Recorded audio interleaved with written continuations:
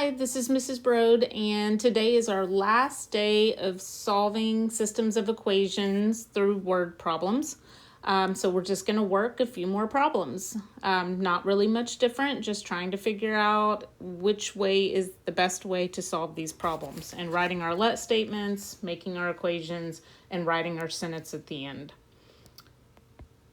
So problem number 1. One number is 6 less than 5 times another number. Their difference is 22. Find the numbers. I'm just going to use x and y. X equals a number, and y equals another number.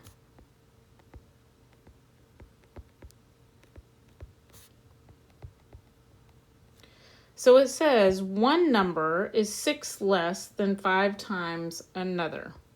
So I'm going to make that one number x and my other number y. So one number is, that's equal, 6 less, that would subtract, and that's a turnaround word, so it goes at the end, 5 times another. So I've got 5 times y, and I'm going to subtract 6.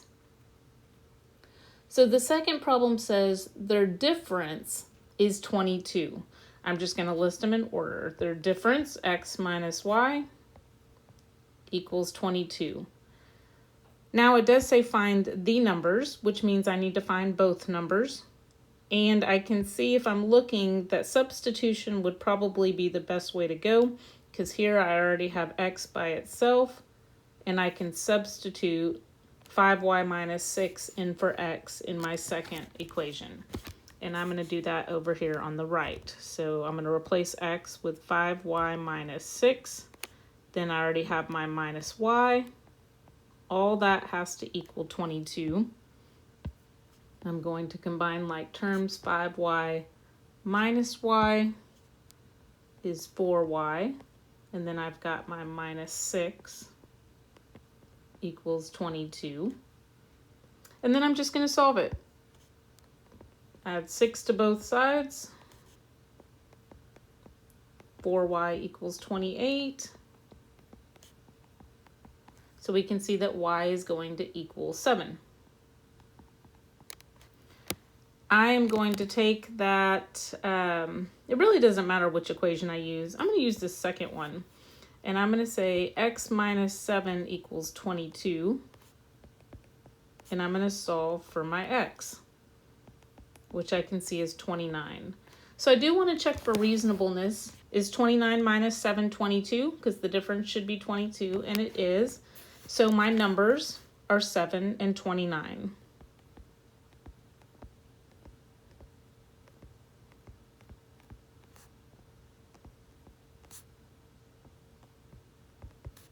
And again, the point of writing the sentence is just so that you know what it is that you're actually solving for.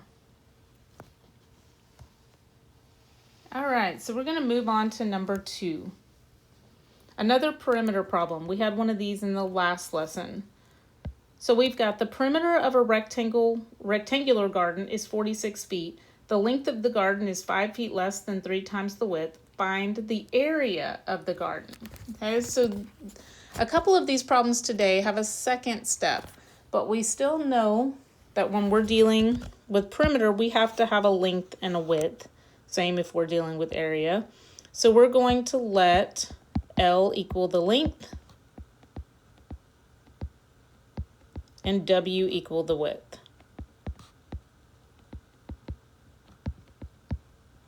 So the perimeter is 46 feet. That would be equal to 2 times the length plus 2 times the width. And then it tells us that the length is 5 feet less than 3 times the width. So the length is 5 feet less, that's a turnaround word, 3 times the width, so 3w minus 5. So again, I am probably going to choose substitution, because L is by itself. I am going to substitute 3w minus 5 in for L in the first problem, and I'm going to solve. So I'm going to do that over here on the right. I've got 46, and don't forget to use parentheses around that 2 and that 3w minus 5, plus 2w, and I do need to distribute. And I get 46 equals 6w minus 10, 2 times negative 5, plus 2w.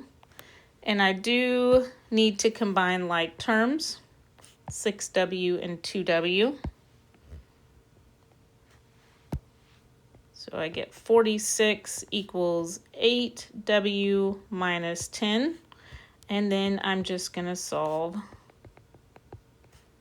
for w. 56 equals 8w. Divide each side by 8. Looks like my width is 7. Then I'm going to take that 7 and plug it back into this length equation. 3 times 7 minus 5. That's 21 minus 5. So my length is 16. So is that what the problem's asking for? Does the problem ask for what the length and the width is? No, the problem asked for the area. And since we know that the area of a rectangle is length times width, we have to do an extra step and multiply our length of 16 by our width of 7, and we can see that the area would be 112. Now, we do need units in our final answer. So the area is 112. I want to look back at my problem. I can see they used feet. And remember that area is always squared. So 112 feet squared. So we did solve just the same, but then there was an extra step that we had to do at the end.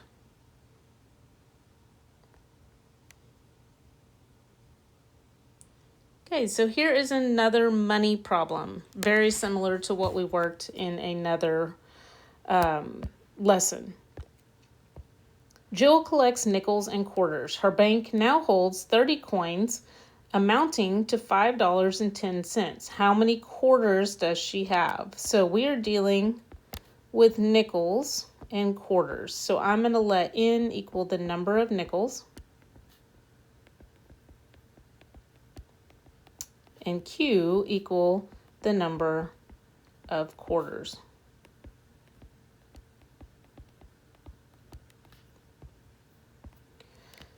So she collects nickels and quarters. Her bank now holds 30 coins. That would be her nickels plus her quarters had to equal 30 coins. Now, the second part of the problem involves the money. She has a total of $5.10. Remember that we need to give value to our nickel and to our coin, our quarter. So we know that a nickel is 5 cents and that each quarter is 25 cents and that equals $5.10. Again, I don't want to look at all that. I want to multiply this whole thing by 100 so I can just not deal with decimals. And again, if you want to do that step at the very beginning, you can do that. So I want to solve for quarters. So what would I want to eliminate? I would want to eliminate my nickels in this problem. So if I'm looking at the top equation, what can I multiply the top equation by to get the nickels to cancel out? Well, here I've got 5. I'm going to multiply this top one by -5. And remember, that goes to everything in the top equation. So by doing that, I have eliminated my nickels and I can solve straight for quarters. -5 plus 25 is 20q. -150 plus 510 is 360. Divided by 20, I'm going to have 18 quarters. And that's what it wants to know, how many quarters. So Jill has 18 quarters. Only answer the question it's asking for.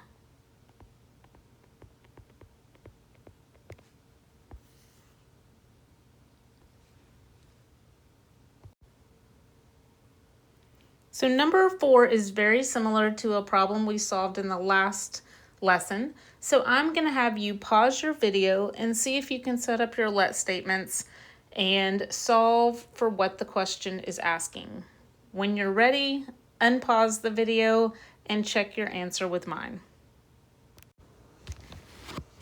So my let statements were A for a number of adult tickets and S for a number of student tickets. I saw that each adult ticket costs $5 and each student ticket costs $3 for a total of $334, so that was this equation. And I also saw that there was a total of 90 seats or 90 tickets sold. Then I read that I wanted to only solve for adult tickets, so I decided to multiply the second equation by -3 to get my students to cancel out. And with that being said, I came up with 32 adult tickets.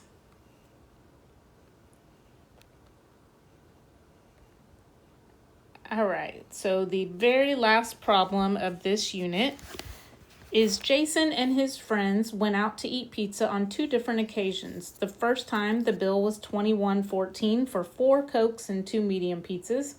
The second time, the bill was $39.70 for 6 Cokes and 4 medium pizzas. What would the bill be for 1 Coke and 1 pizza? All right, so our let statements. We need to know the cost of Coke and the cost of pizza. So I'm going to make C the cost of a Coke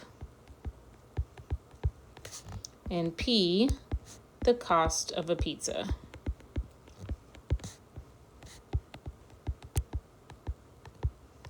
So let's just look at the first bill. The first time they went out, it was $21.14, 4 Cokes and 2 medium pizzas.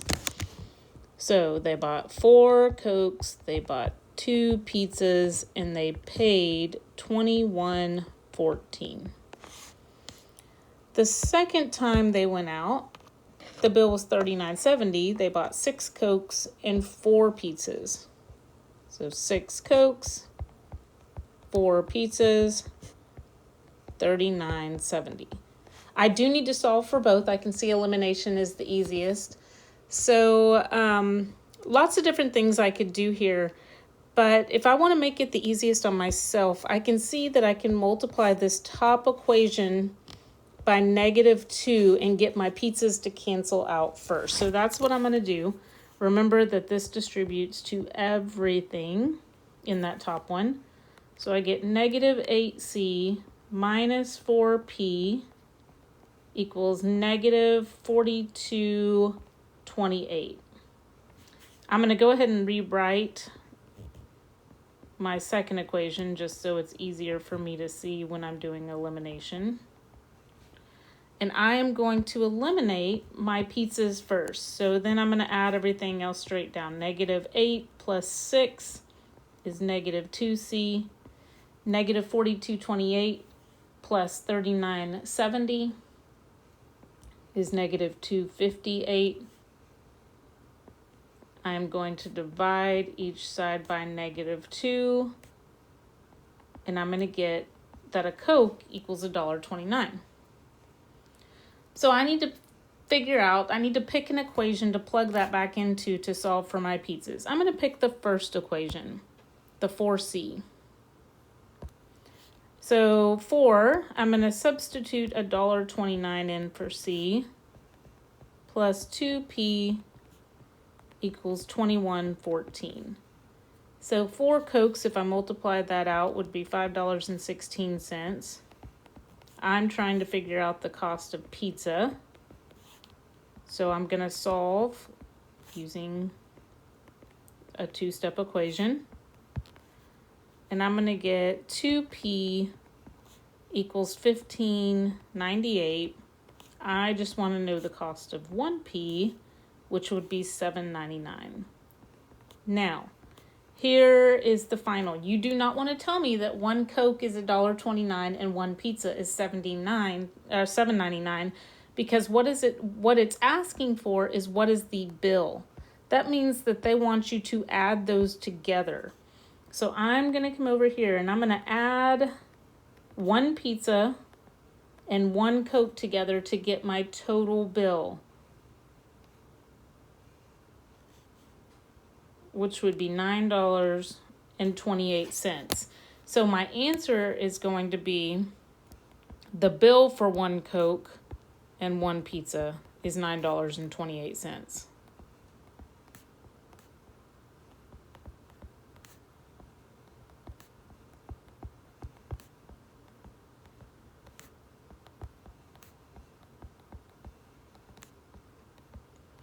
So this is another one of those that is a multi-step problem. You can't just solve for the variables. You've got to read what the question's asking for. And in this case, it wanted the total bill for a specific order.